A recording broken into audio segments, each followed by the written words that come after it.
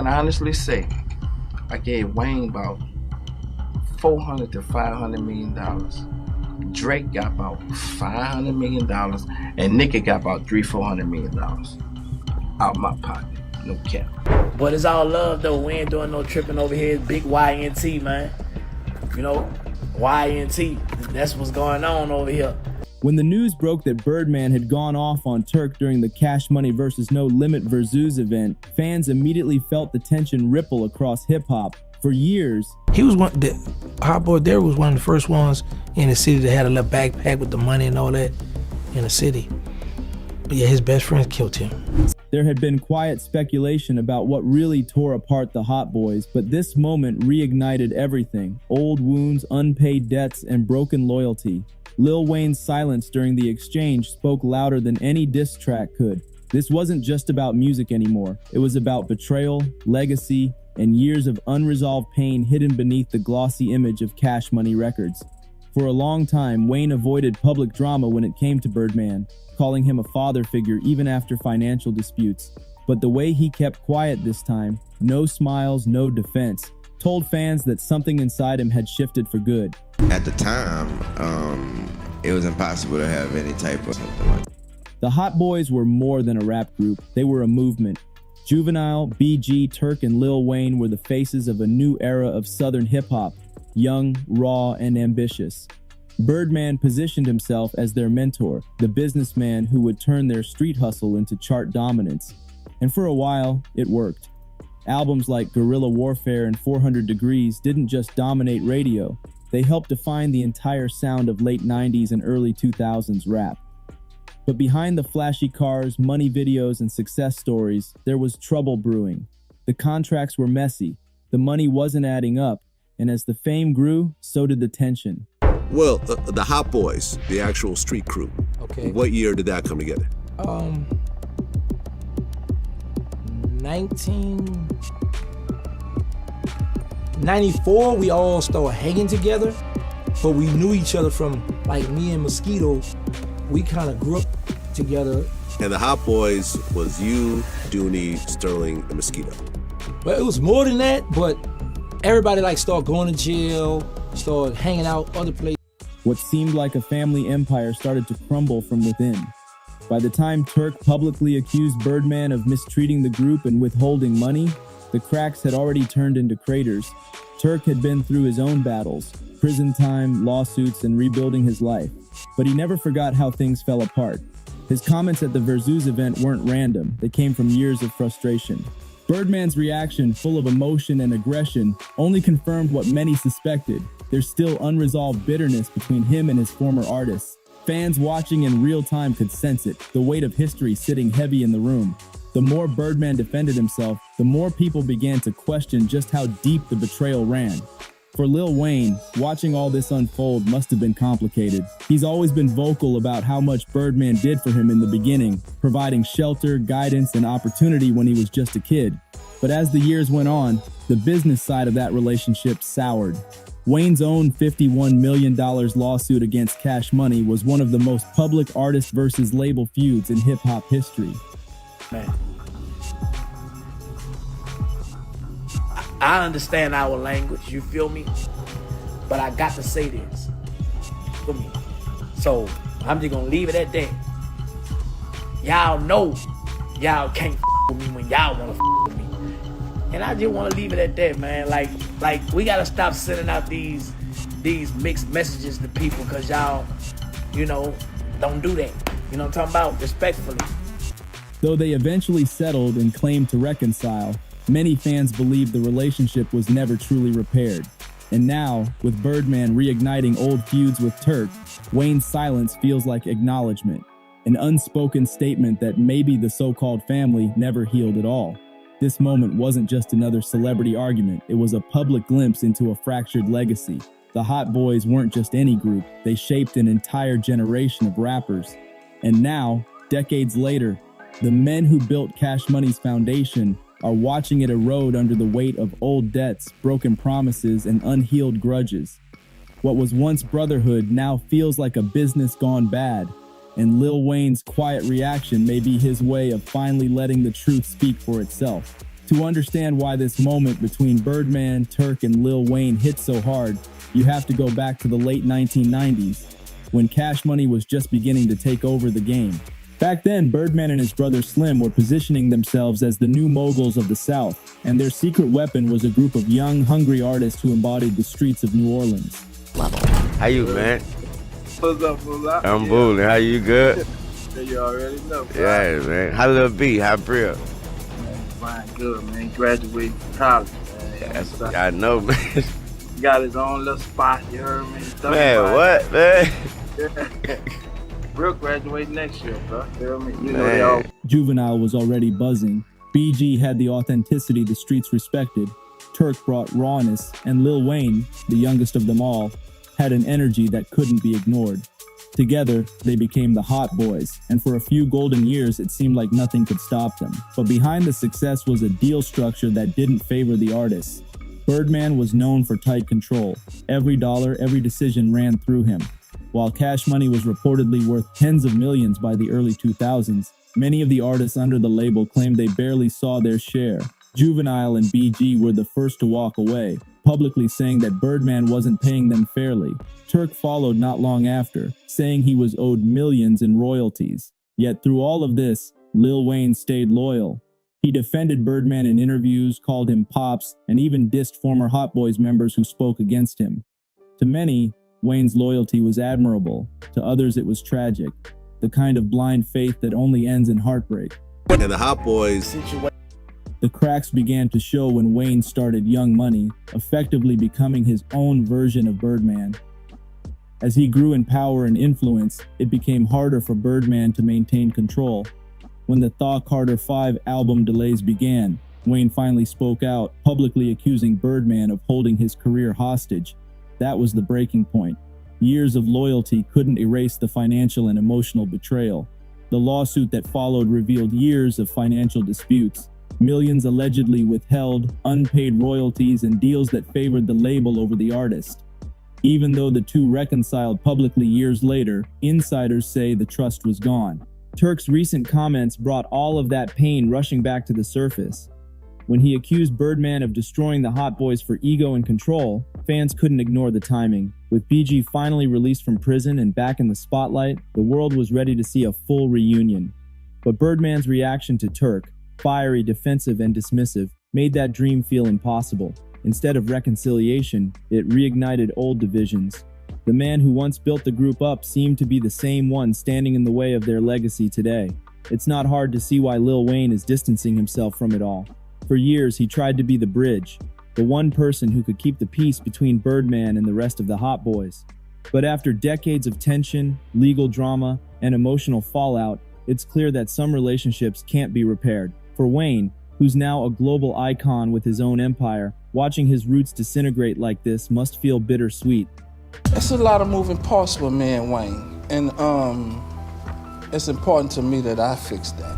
I met Turk, shout out to Turk, you little you ain't here, but you. We gon' you when we won't you. You heard me? Damn! We gon' with that bitch when we won't. He owes his start to that era, but he's also a product of the pain it caused. And that's the tragic part of the Cash Money story. It started with family and loyalty, but ended with lawsuits and silence. The Hot Boys represented unity, but the machine behind them represented control. And even after all these years, Birdman's shadow still looms large, not just over the money, but over the memories of what could have been one of the most legendary reunions in rap history. When fans talk about Birdman ruining the Hot Boys, they're not just referring to money, they're talking about manipulation, control, and power. Birdman didn't just own their contracts, he owned their images, their loyalty, and their futures. He understood that control in the music industry doesn't always come from art, it comes from dependency. For years, Birdman positioned himself as the one everyone owed. Whether it was studio time, houses, or cars, everything came through him. That's how he built loyalty, and how he broke it. Once the artists realized that the riches they flaunted weren't actually theirs, resentment began to grow. Turk once said in an interview that Birdman's fatherly approach was an illusion, that it was really a business tactic to keep artists bound to him emotionally. That sentiment echoed across the group as each member eventually walked away. BG spoke about feeling exploited, Juvenile called out unpaid royalties, and Turk claimed he never saw a fraction of what he was owed. These weren't isolated complaints.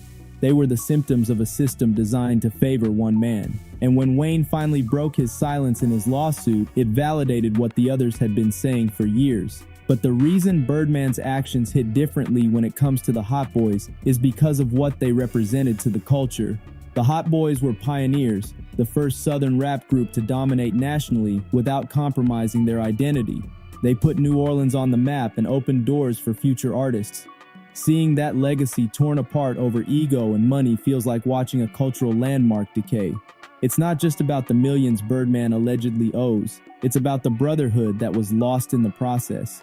Now, with Turk back in the headlines and Birdman lashing out publicly, fans can't help but think the damage might be permanent. Besides that, you got the Wayne, Drake, Nicki, the Hot Boys. Before that, the Ross, f***ing Cali, all them niggas come from under my umbrella. Every last one of them niggas. Ain't too many niggas ain't been up under my umbrella. If they say it or don't say it, all them niggas come from me. The disrespect in Birdman's tone when addressing Turk shocked people, especially because Turk has often spoken with respect, despite his grievances. It was a moment that showed just how fragile the Cash Money family really is. Birdman's refusal to take accountability, even after decades of accusations, gives the impression that reconciliation isn't a priority, control still is. Lil Wayne's response, or lack thereof, might be the final word. When someone like Wayne, who built his career defending Birdman, refuses to speak up, it's a statement in itself. The silence says more than anger ever could. It's the sound of someone realizing that protecting an image isn't worth sacrificing peace anymore. This feud isn't just entertainment, it's history repeating itself. From Death Row to Bad Boy, we've seen how internal greed destroys greatness. The Hot Boys deserved a documentary celebrating their impact, not headlines about money disputes. But until the people who profited from their legacy make amends, the story will always end the same way, with silence where there should have been celebration. Behind closed doors, the truth about how much money the Hot Boys were owed is staggering. Court documents and industry insiders have long hinted that millions in royalties from early Cash Money releases were either mismanaged or never distributed properly. This isn't speculation, this is a pattern seen across Birdman's history with his artists. Even producers like Manny Fresh, who was the sonic architect behind the label's success, confirmed that financial disputes were what drove him away. If Manny, who produced nearly every early hit, couldn't get paid, it's no surprise that the younger rappers under him struggled even more. The way Cash Money operated in the early 2000s reflected a blueprint that prioritized the label over the artist. Birdman and Slim owned everything, the publishing, the masters, even portions of their artists' touring and merchandising. For young rappers from the projects, those contracts looked like blessings at first. They saw fast money, luxury cars, and exposure. But as they matured and started understanding the business, they realized they'd signed away more than they gained. By the time they tried to renegotiate, Birdman had already built a system that made him nearly untouchable. That's why Turk's frustration runs so deep. He's not just angry about money, he's angry about principle. For him, Birdman's betrayal was personal. They grew up together, struggled together, and built something from the ground up. Watching it all get tainted by greed hurts more than any unpaid check. His outburst at the Verzuz event wasn't about clout, it was about closure. After years of silence, seeing Birdman still treat his former artists like employees instead of brothers was too much to ignore. Meanwhile, BG's release from prison brought fresh attention to the issue. Fans immediately began calling for a Hot Boys reunion, dreaming of seeing all four original members together again. But instead of unity, the Turk Birdman drama killed that hope instantly. Even BG, who's usually diplomatic, hinted that the group's bond isn't what it used to be. When family turns into business and business turns into betrayal, some relationships simply can't recover. Birdman, for his part, continues to downplay the allegations. He often claims that everyone was paid fairly and that people just forget what was invested in them. But those words ring hollow when every major artist from his roster, Wayne, Juvenile, BG, Turk, and even producers, all say the same thing. The common denominator is clear. What once looked like a family empire has turned into a cautionary tale about control, money, and manipulation. If there's one lesson in all this, it's that loyalty without transparency always ends in pain. Birdman's empire thrived on loyalty, but it collapsed because of silence. And now, after years of protecting that image, Lil Wayne seems to be done pretending. His quiet distance might be his way of finally acknowledging what everyone else has been saying all along, that the man who built Cash Money also broke it beyond repair. As the dust settles, one thing is certain: the legacy of the Hot Boys will never be forgotten, even if the relationships behind it are broken. What they accomplished together changed the landscape of hip-hop forever. They made the South mainstream, gave rise to a new generation of independent hustlers, and proved that regional sound could dominate the global stage. But their story also stands as a reminder of how easily creative brotherhood can turn into corporate warfare. Birdman's vision made them legends, but his control left them fractured. Lil Wayne's silence now feels like the final chapter in that saga. After decades of defending Birdman through accusations, lawsuits, and fan backlash, Wayne seems to have reached a place of peace, not through forgiveness, but through distance. His career continues to thrive independently, while Birdman's once feared reputation now carries the weight of controversy.